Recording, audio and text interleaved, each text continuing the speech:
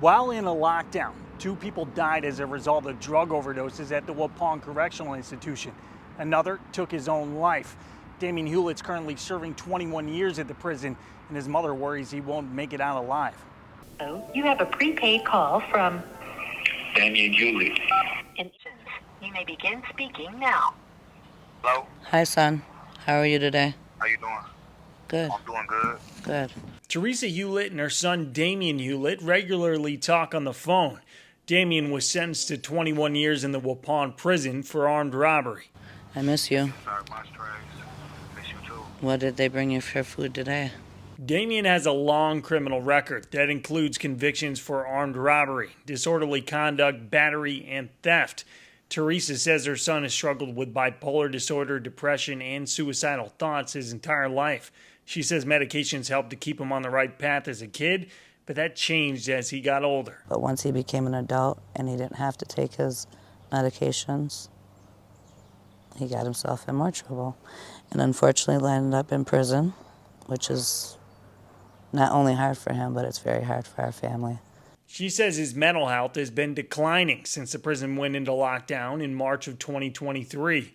During the lockdown period, prisoners did not have access to educational services, recreation, and rehabilitation programming. She says over the past year and a half, Damien has tried to kill himself 3 times. Terrifying when I read it on the Facebook or wherever I see that there's been another death at Waupun. My first thought is my son. Only way I'm ever going to know if it's him is if I don't get that call. During that time period, 4 people died. The prison still remains in modified movement status. That means in-person visitations are not allowed, and time spent outside of cells is still limited. I spoke to Damien over the phone about the current conditions in the prison.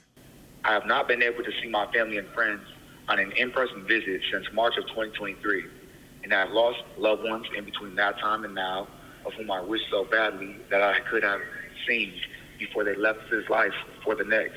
When the lockdown first started, he says he was only getting out of his cell once a day. Since March of 2023, he says things have improved, but he says he is still struggling with his mental health. I'm not proud of this, and am a bit ashamed, but due to the cruel circumstances of which I've been subjected to here, I've broken mentally and psychologically more than once, and had attempted to take my life in the past.